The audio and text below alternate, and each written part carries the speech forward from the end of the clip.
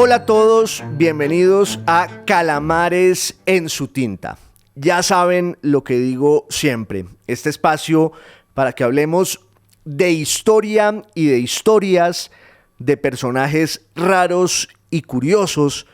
y del pasado, que es una forma muchas veces reveladora, inquietante, aleccionadora de hablar de nuestra propia época. Hace unos días me encontré con un amigo muy querido que me enrostró, me increpó el hecho de que yo en una de las salidas recientes de este espacio hubiera reivindicado, creo que a propósito del Renacimiento italiano, la herencia pagana del cristianismo. Mi amigo, ofendido, o por lo menos eso intuí en su tono y en sus palabras, me señaló que el cristianismo era la supresión, la negación, la clausura del paganismo. Entendido el paganismo, claro, en esa dimensión histórica de la cultura religiosa griega y romana. El paganismo politeísta de ese panteón del mundo antiguo que yo sí creo es una de las fuentes esenciales de la cultura, la teología y la religión cristiana. De hecho, un gran escritor colombiano del siglo XX, un maestro, un pensador que en su tiempo era casi una figura clandestina y su nombre servía como seña masónica para los adoradores que sabían que en su obra había un verdadero prodigio. Nicolás Gómez Dávila, que hoy es un escritor celebradísimo en Europa y en los Estados Unidos y que tiene, por fortuna, una legión de lectores, de admiradores, de seguidores, porque en realidad su obra es como un manantial incesante de belleza, de agudeza, de lucidez, de gracia. En esa obra de Nicolás Gómez Dávila hay una frase en la que él dice, y estoy citando mal de memoria, que el paganismo griego y latino es el otro Antiguo Testamento del cristianismo. Me parece un buen punto de partida esta frase de Nicolás Gómez Dávila para responderle a mi amigo en el diálogo, en el debate que él de alguna manera proponía. Porque en efecto, cuando uno piensa en el cristianismo y su constitución y su irrupción, pues tiene que tener muy claro que allí hay dos vertientes que desembocan en ese gran proyecto religioso y cultural. Y aquí quiero hacer un paréntesis muy necesario y que ya lo he hecho otras veces, y es que al hablar de la religión no me interesa en absoluto hacer una apología ni incurrir pues en la catequesis y la persuasión. No quiero convencer a nadie de nada. Me interesa el hecho religioso en su dimensión histórica y cultural, que es innegable, que es insoslayable y que en la historia de la humanidad tiene un peso y una influencia enormes. No podemos entender lo que es la historia y lo que es nuestra especie humana sin ese elemento, sin ese ingrediente. Más allá de lo que creamos, que se trata de una gran falacia, de un embuste, que es una mitología, una narración poética y literaria, que es un acto de fe, que es una verdad revelada. Cada quien puede creer lo que quiera y ese es un ámbito ahí sí para decirlo en términos muy paradójicos, sagrado, en el que además llega un punto en el que cualquier discusión y cualquier debate desembocan en un callejón sin salida. Así que esa no es la idea aquí, sino hablar más bien de los testimonios y los fenómenos y los problemas de la historia en torno a algunas culturas religiosas. Y en este caso particular, el cristianismo, que es quizás la religión que más ha influido en la historia de la humanidad. De hecho, es incomprensible la historia de la humanidad en los últimos 2000 años y poco más sin la impronta, sin la influencia del cristianismo. Una impronta y una influencia que exceden con mucho el ámbito mismo de la civilización cristiana, lo que antes se llamaba la cristiandad. Y en esa civilización cristiana, como decía antes, hay dos fuentes fundamentales. Una que es la tradición judía, la revelación monoteísta del pueblo de Israel, que entre otras surge y se define y se construye a partir de ese hecho religioso. Y ese es el relato que está en lo que llamamos el Antiguo Testamento. La historia de la creación del mundo, entre otras, esa idea judía tan profunda. Dios como creador y el ser humano como criatura. Y a partir de la creación del mundo, todas las instancias en las que Dios o Jehová o Yahvé, que entre otras es el nombre judío de Dios, que quiere decir el intangible, el innombrable, todas las instancias en las que ese Dios se le va revelando a un pueblo que vive un periplo desde los tiempos de Abraham hasta pues los días de Cristo, que está marcado siempre por la presencia de Dios y por todas las profecías, por todas las maneras en que el pueblo de Israel va concibiendo los anuncios y mensajes de Dios, que es un Dios, diríamos, particular, suyo, constitutivo, fundante, que es un Dios nacional,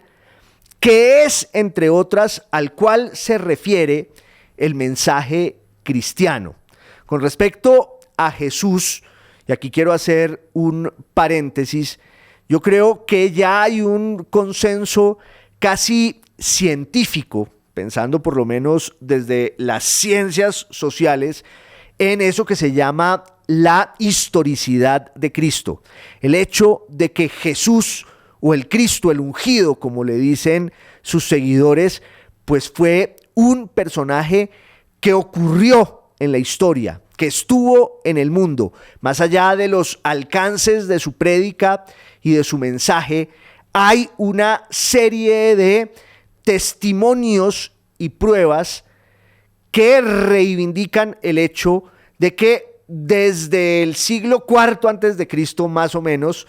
irrumpe ese personaje de la historia. Hay, claro, fuentes judías, fuentes cristianas y por supuesto también fuentes gentiles o paganas, griegas y romanas. La aparición de Cristo se da en un contexto muy concreto, que es el del judaísmo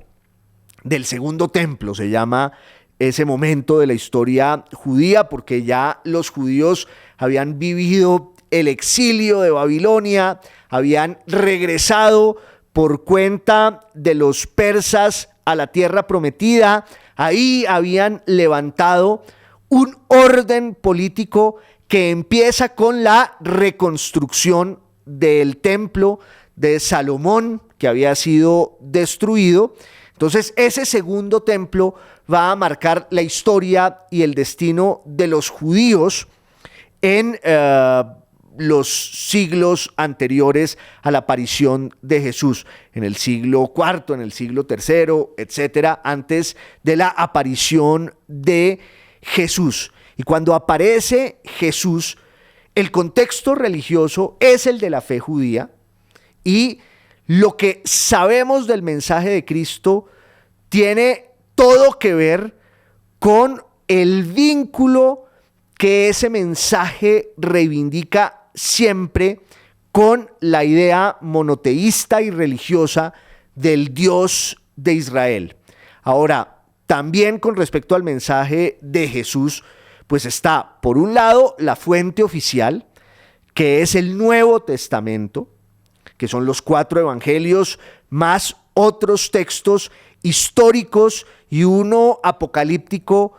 que apuntan a esa revelación final que entraña la irrupción de Cristo. Pero hay otras fuentes no oficiales, los llamados evangelios apócrifos, que también son relatos que tienen que ver con lo que Jesús vino a decir en el mundo. Pero eso que Jesús vino a decir se lo dijo en términos muy concretos a la fe en la que nació, a la cultura en la que nació, que es la fe y la cultura judía. Hay muchos momentos de los evangelios en los que Jesús está invocando su vínculo con el Dios de Israel para señalar cuáles son los alcances de su nueva verdad, de su prédica, de su mensaje, de su evangelio, que eso quiere decir en griego esa palabra, buena noticia, buena nueva. Hay otros momentos, sin embargo, y ahí es donde empieza la confusión y la polémica, en la que ese mismo Jesús empieza a trascender el ámbito de la teología judía y la fe judía y empieza a plantearle una serie de variaciones que son determinantes para entender por qué el cristianismo es una religión distinta del judaísmo. Aunque nace del judaísmo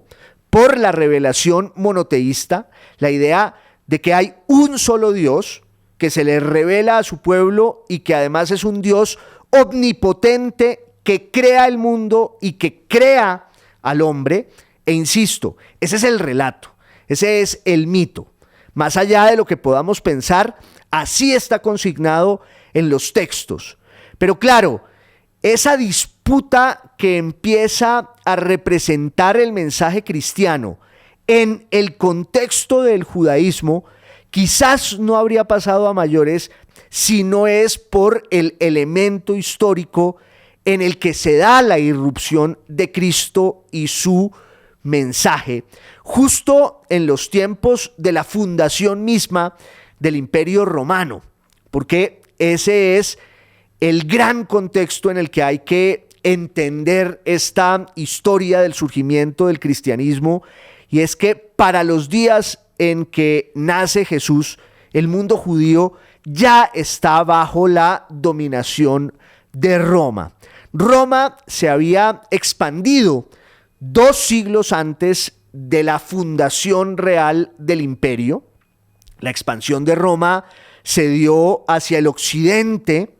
y también hacia el oriente, y en la expansión oriental de Roma hubo el encuentro de varias culturas, de varias lenguas, de varios credos religiosos que tenían una tradición mucho más importante, rica y gloriosa que la de los romanos. Para empezar, la tradición griega, con la cual Roma de alguna manera estaba emparentada, y ahí se anuda un mestizaje en el plano religioso y en el plano político que va a ser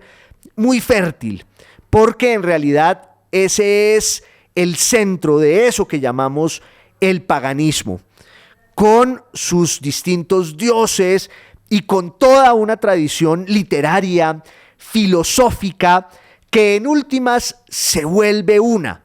con el arquetipo con el referente griego primero y luego con la forma en que Roma se apropia de él. Pero también en su expansión oriental, los romanos se encuentran con los judíos. Los judíos habían significado siempre para todos los imperios que surgieron y gobernaron en Mesopotamia, en el Medio Oriente, en el Oriente Próximo, en el Mediterráneo Oriental, un desafío, o por lo menos una interpelación inquietante, justamente por su concepción religiosa monoteísta. Los judíos con los que se encuentran los romanos, sin embargo, ya han vivido una transformación fundamental,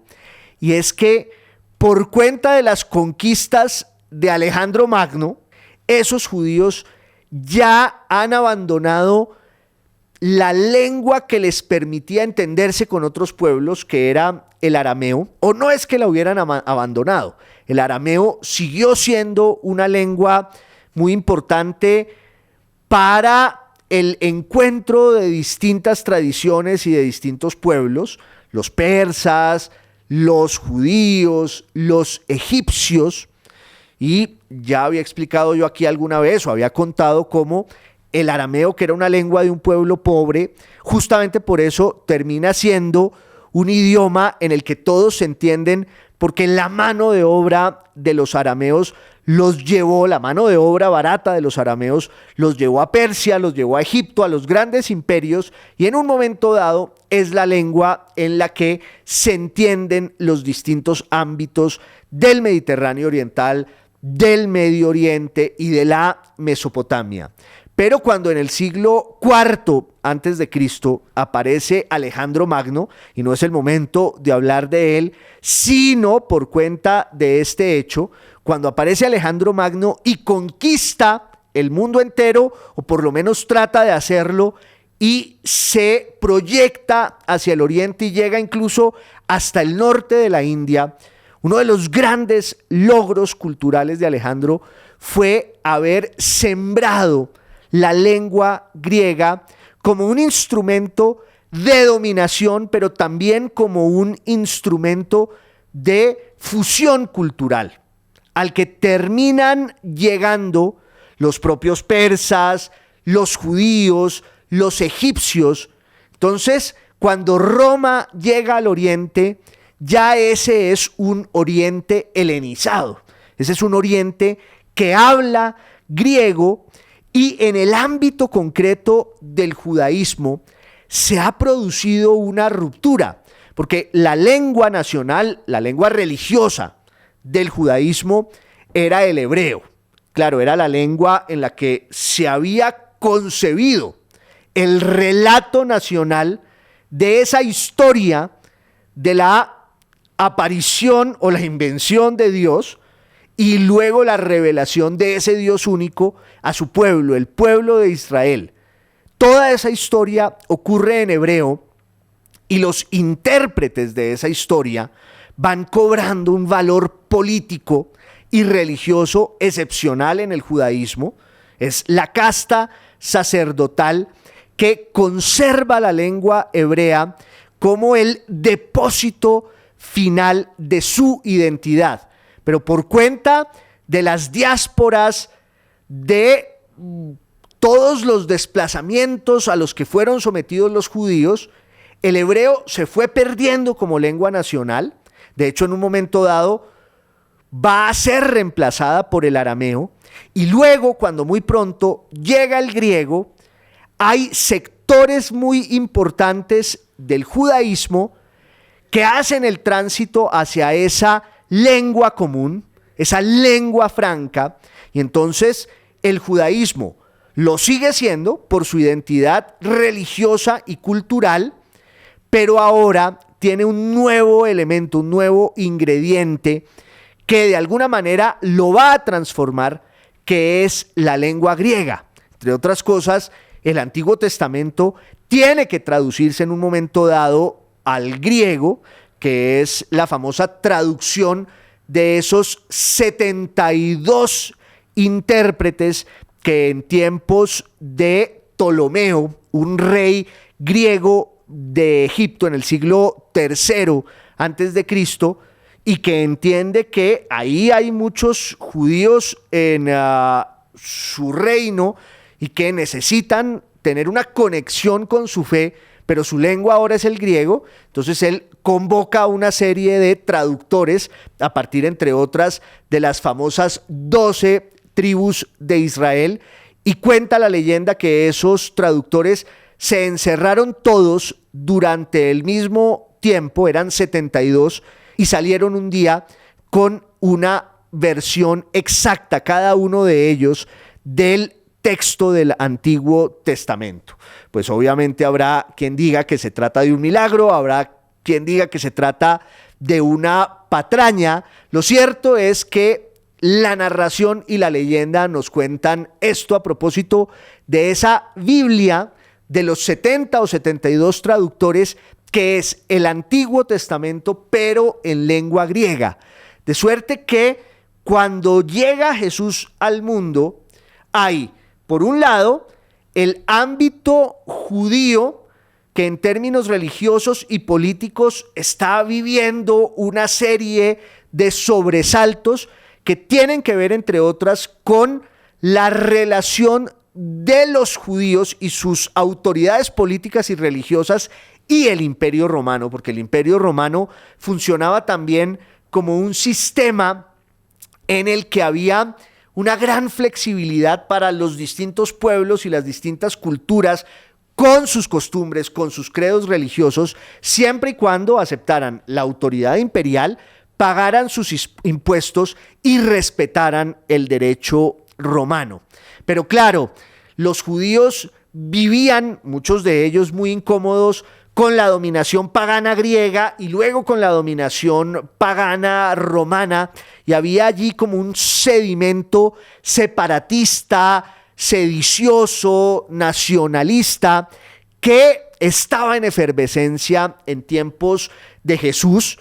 De Jesús sabemos su nacimiento y sus primeros años. Luego, en la historia oficial, que es la del Nuevo Testamento, hay un largo bache en el que se presume que estuvo en Egipto, viajó. Los evangelios apócrifos llenan ese vacío, llenan ese paréntesis, pero los evangelios apócrifos no son considerados de inspiración divina por la Iglesia. Sin embargo, como una fuente literaria e histórica, son un prodigio y una delicia. Y luego tenemos ya la irrupción de Jesús como una figura pública a los 30 años, cuando sale a difundir su mensaje, y no solo es la difusión de su mensaje, sino también pues la forma en que a partir de los milagros va conquistando un sector muy importante del judaísmo, cuyo Dios es el Dios del que habla Jesús. Y obviamente hay allí también una tensión con muchos sectores heterodoxos del judaísmo que consideran que el mensaje de Cristo, que en un momento dado se postula como el Hijo de Dios y como la encarnación de Dios, pues es una herejía, es una blasfemia. Entonces había allí un conflicto religioso, había allí un conflicto político que también enfrentaba a las autoridades del judaísmo con el Imperio Romano, pero había sobre todo un caldo de cultivo cultural excepcional,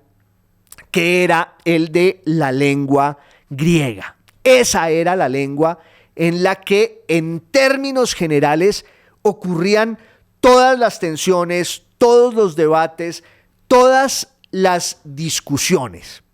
Lo cierto es que cuando Jesús es crucificado, y ese es un episodio que además se puede analizar desde la perspectiva judía, y es, entre otras, el punto de llegada de ese enfrentamiento entre Jesús y sus seguidores y los judíos tradicionalistas, que consideraban que la prédica y el mensaje de Cristo eran una blasfemia. Pero claro, no había instrumentos jurídicos en la autoridad judía para castigar a un blasfemo con la pena de la crucifixión y el sacrificio. Ese es un castigo, esa es una pena que está concebida dentro del derecho romano y por eso se da esa instancia emblemática en la que Jesús es llevado ante el procurador de justicia de Roma en el mundo judío, el legado de los romanos allí, que es Poncio Pilatos, y hay un diálogo que entraña pues todas las diferencias entre el monoteísmo judío y ya cristiano y el politeísmo pagano romano, que entre otras era la religión oficial del imperio, hasta llegar al punto de que muchos de los emperadores eran deificados, se volvían dioses. Y esa confrontación, ese diálogo entre Jesús y Pilatos, pues es revelador, pero desemboca, como todos sabemos, en la crucifixión, el sacrificio de Cristo, que entre otras, pues era un elemento constitutivo de su mensaje, porque de no haber habido martirio y sacrificio, es como si ese mensaje no hubiera tenido sentido. Pero esa es otra cuestión, esa es otra discusión. Lo cierto es que a partir de la muerte y resurrección de Cristo, según la versión oficial de la Iglesia, insisto, quienes descrean de todo esto, pues están en su derecho, ni más faltaba, porque también está la discusión de la que ya hablaremos muy pronto entre la fe y la razón. Estoy simplemente sintetizando la versión oficial para entender cómo empieza a darse ese cruce de caminos entre las dos grandes tradiciones religiosas del Mediterráneo oriental, que son el monoteísmo judío y el politeísmo greco-romano. No en vano, la cruz de Cristo se vuelve allí un símbolo, una metáfora de ese cruce de los ríos cuyo sedimento va forjando también una nueva identidad. Lo cierto es que a partir de la muerte y la resurrección de Cristo viene la difusión de su mensaje, que es un poco el mandato que tienen sus discípulos y aquellos que estuvieron en el entorno cristiano, y obviamente esa difusión y esa prédica se da hacia los judíos. La difusión del mensaje cristiano tiene que ver sobre todo con los judíos, porque el Dios del que habla Cristo es el Dios del judaísmo. Pero, como decía antes, ya ha habido allí una variación, una transformación que en muchos momentos parece sutil, pero que es definitiva y es radical. Quien mejor va a entender esa variación es un personaje del que no hemos hablado todavía y que en realidad aparece casi como el verdadero artífice y el creador del cristianismo.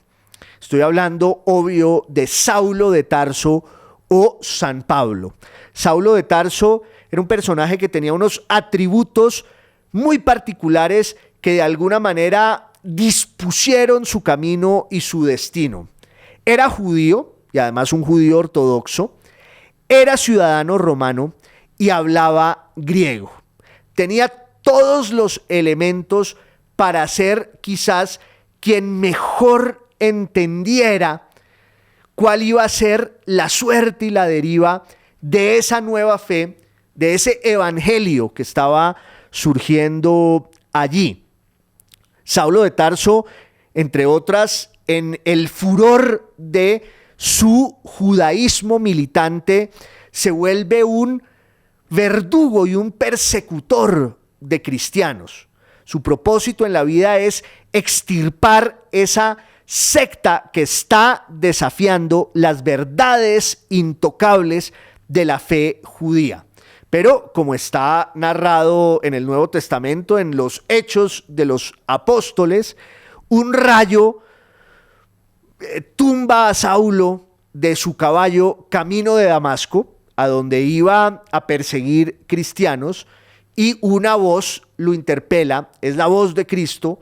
que le dice que por qué lo persigue si él, Saulo, es el mejor de sus discípulos. Saulo cuenta la historia y, si no me equivoco, estuvo 3 días enceguecido en Damasco hasta que se levanta fulminado y convertido por ese rayo que es la voz de Cristo, y se vuelve lo contrario, un predicador y un discípulo, casi un apóstol por adopción, tanto que se integra en la comunidad de los apóstoles y va a hablar con ellos. Y claro, ahí hay un enfrentamiento porque muchos de los seguidores de Jesús miran a Saulo o San Pablo, como se va a llamar luego, con recelo, con desconfianza, pero otros saben del valor estratégico que tiene un personaje así, que tiene ciudadanía romana, pasaporte que le permite viajar por todo el imperio, que habla griego perfecto y que puede comunicarse por igual tanto con los judíos ortodoxos, cuyos rituales y obsesiones él conoce mejor que nadie, y con esos otros judíos de la diáspora helenizada que pueden ser un poco más flexibles. Lo que pasa es que Saulo o Pablo va a terminar llevando aún más lejos su misión, porque llega a la conclusión de que si de verdad el mensaje de Cristo es lo que es y es cierto, tiene que tener un valor universal que trascienda el ámbito del judaísmo y que debe llegar hasta el mundo gentil, como lo llamaban los judíos, es decir, el mundo pagano, griego y romano. Si es cierto lo que dice Jesús, y si su verdad tiene el valor que debe tener, debe llegar al corazón y al alma también de los gentiles, también de los paganos. Obviamente eso suscita un escándalo y la indignación entre la comunidad apostólica judeocristiana, y sin embargo el valor histórico de Saulo de Tarso y de Pablo está allí, que toma la decisión de ir a hablar con los griegos, con los romanos. Hay un momento pues muy emblemático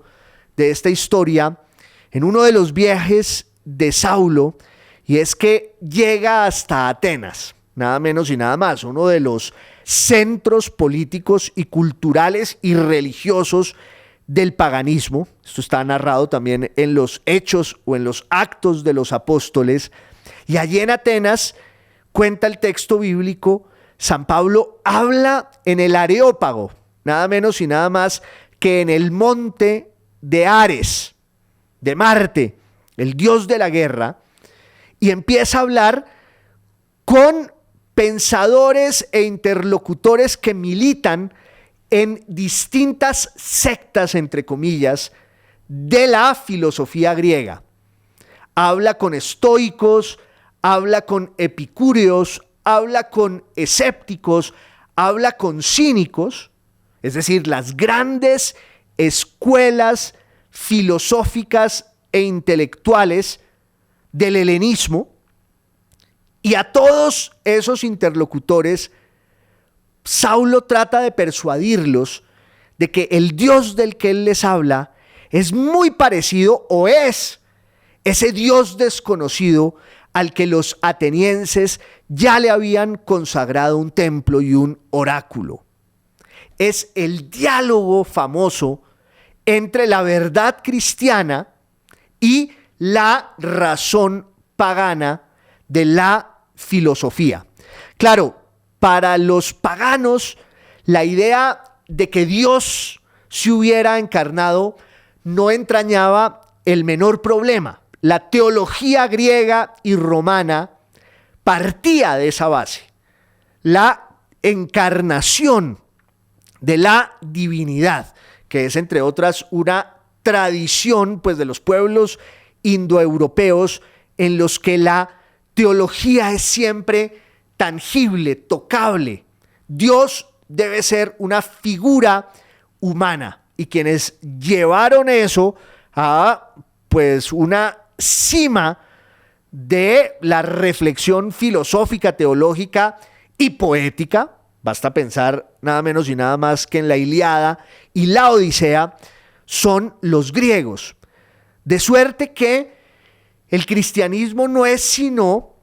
la idea de que el Dios de los judíos, Yahvé, se vuelve un Dios griego que se encarna en la figura de Cristo. Claro, para los paganos,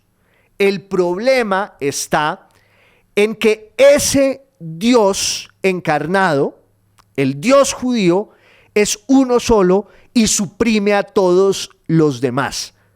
La idea monoteísta es la que riñe con la sensibilidad y la mentalidad pagana. Digamos que el cristianismo era un escándalo desgarrador ante los judíos por la idea de la encarnación. Y el cristianismo era un escándalo desgarrador ante los paganos por la idea del monoteísmo y la supresión de todos los demás dioses. Y obvio, ahí vienen también los hechos políticos que van a seguir enfrentando a Roma contra el judaísmo, porque ese fermento sedicioso, rebelde y nacionalista, incluso después de la muerte de Cristo, no va sino a recrudecerse. Va a haber, entre otras, una larga guerra que va a llegar hasta el siglo II después del nacimiento de Cristo, aunque esas son unas fechas pues siempre aproximadas. Y lo interesante es que el Imperio Romano, en el marco de ese conflicto, persigue entonces a los judíos, o empieza a perseguirlos, sobre todo porque hay allí ese elemento de insurrección, pero también persigue a los cristianos como si fueran judíos. Pero hacia el año 68 y hacia el año 70 después de Cristo, el Imperio Romano empieza a percibir que hay una diferencia esencial entre el judaísmo y el cristianismo. Esa diferencia, claro, está en el hecho de que los judíos no hacen proselitismo, no aspiran a que nadie se vincule con su fe. Todo lo contrario, su fe es una fe, diríamos, sectaria y refractaria, que aspira a la excepcionalidad y al hecho de que solo los que nacen en ella son portadores verdaderos de la revelación monoteísta, mientras que el cristianismo se empieza a volver un fenómeno desbordante, porque los cristianos, a partir de San Pablo, sí predican ante los paganos y además lo hacen con sus armas, sobre todo con las armas de la discusión filosófica. Es ahí cuando aparecen los primeros grandes pensadores del cristianismo, la mayoría de los cuales vienen del mundo pagano griego y tienen una educación, lo que en aquellos tiempos se llamaba la paideia o la pedía, una instrucción intelectual y filosófica que se da según la horma de la iniciación y la enseñanza de la filosofía en la Grecia antigua, que tenía mucho de religioso.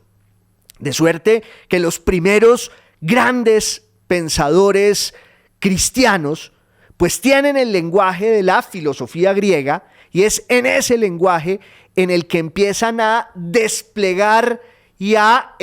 explicar los dogmas, los misterios de una fe que, por supuesto, es muy complicada y que no se entiende sino desde ese concepto del misterio, que es algo que uno asume y acoge, pero muchas veces sin entender los alcances racionales de eso que está dicho allí y que es absurdo. Hay uno de esos pensadores cristianos que tiene una cierta instrucción griega, pero que viene del mundo oligárquico y senatorial romano-latino que se llama Tertuliano, que decía: yo creo en esto justamente porque es absurdo. Tertuliano también desprecia la filosofía griega y pagana y cree que no es necesario acudir a ella para reivindicar al cristianismo. En un momento dado se pregunta: ¿qué tienen que ver Atenas con Jerusalén? ¿Qué tienen que ver la religión con la academia? Como mostrando la frontera categórica entre esos dos mundos. Por un lado, la fe, y por el otro lado, la razón. Sin embargo, ese ámbito de la razón griega, romana y pagana empieza a verse colonizado por el cristianismo. Muchos historiadores, muchos autores se han preguntado por qué se dio ese fenómeno. Obviamente la historia no es una ciencia exacta y no hay respuestas absolutas, no hay una ecuación para saber de manera exacta por qué ocurrió lo que ocurrió. De hecho, estamos en un relato cuyo eco nos permite apenas unas conjeturas y unas interpretaciones. El cristianismo fue objeto de una brutal persecución política y militar por parte del Imperio Romano, cuya religión oficial era la del politeísmo, como decía antes, hasta el punto de que muchos de los emperadores tenían la condición de dioses, y custodiar esa tradición era uno de los propósitos y era la misión de los emperadores. Entonces hay un enfrentamiento entre Roma y el judaísmo, que es un enfrentamiento político que se acaba en el siglo II de la era cristiana. En el año 70 las legiones romanas arrasaron otra vez con ese templo reconstruido de los judíos y se da la gran diáspora, es decir, la gran expulsión de su tierra de los judíos, que tienen que asumir de nuevo esa especie de destino que también los define. El hecho del extrañamiento, el exilio permanente como la patria del judaísmo, que tiene solo el asidero de su fe y de su identidad para seguir caminando por el mundo. Pero el Imperio Romano persigue a los cristianos porque los considera una amenaza, ya no solo política, sino también cultural y religiosa. Y claro, dirán: ¿cómo es posible que el imperio, que era tan grande y tan poderoso, se sintiera atemorizado por esas legiones de desarrapados y de mártires que enterraban a sus muertos en las catacumbas, que también se empiezan a volver, aunque ahí hay una discusión, una especie de refugio? Sin embargo, en las catacumbas está toda la simbología de ese cristianismo que empieza a surgir y que va colonizando el alma y la mente del Imperio Romano pagano, que en el oriente habla griego, que en el occidente habla latín, y que tiene cada vez más seguidores clandestinos de esa nueva fe, de esa buena nueva, de ese evangelio que de pronto llega a ser muy seductor para muchos romanos, porque también es la reivindicación de la pobreza y de la manera en que un destino en torno al sacrificio y la pobreza garantiza la bienaventuranza en el más allá. Esa idea del más allá que le llega al judaísmo por su contacto con el mazdeísmo, que es la religión persa, pues va a ser uno de los ingredientes fundamentales, diría uno que los ingredientes fundantes del cristianismo, que es una noción del más allá. Este mundo como una instancia preparatoria de la vida eterna al lado de Dios cuando todo se acabe. Y era una promesa de plenitud y de felicidad que no tenía, por ejemplo, la religión pagana, ni griega, ni romana, salvo ciertas excepciones en algunos cultos, como el culto órfico. También hay que decir que los 2 o 3 primeros siglos del cristianismo, cuando el cristianismo se está expandiendo y concibiendo, son de una gran agitación espiritual y religiosa. Por un lado está el cristianismo, están las herejías cristianas, pero también en el mundo pagano hay como una reivindicación de cultos extranjeros, egipcios, persas. Aparece, por ejemplo, el mitraísmo y aparecen ciertas doctrinas filosóficas que no son religiosas, pero que tienen una vocación metafísica, espiritual, como por ejemplo el neoplatonismo. Entonces, el fermento intelectual, cultural, teológico de esos tiempos es muy agitado, muy rico. Hay como una reverberación de la mente y del espíritu. El encuentro entre la fe y la razón. Y en ese pulso, el cristianismo se va revelando como una fuerza incontenible. También por el hecho de que el martirio y la persecución hacen que surja allí como un modelo y un ejemplo que deslumbra a muchos paganos que profesan el culto de Cristo de manera secreta y silenciosa. Aunque cuenta la historia augusta, que es una recopilación de historiadores sobre el Imperio Romano, que un emperador, Alejandro Severo, por si las moscas, tenía en su casa 3 templos, uno de Orfeo,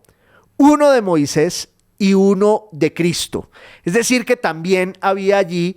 un fermento politeísta, pagano, una cierta curiosidad por eso que estaba dándose con la difusión y la expansión del cristianismo,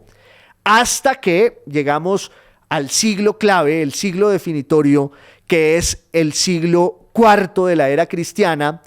porque no más empezar ese siglo hay un enfrentamiento político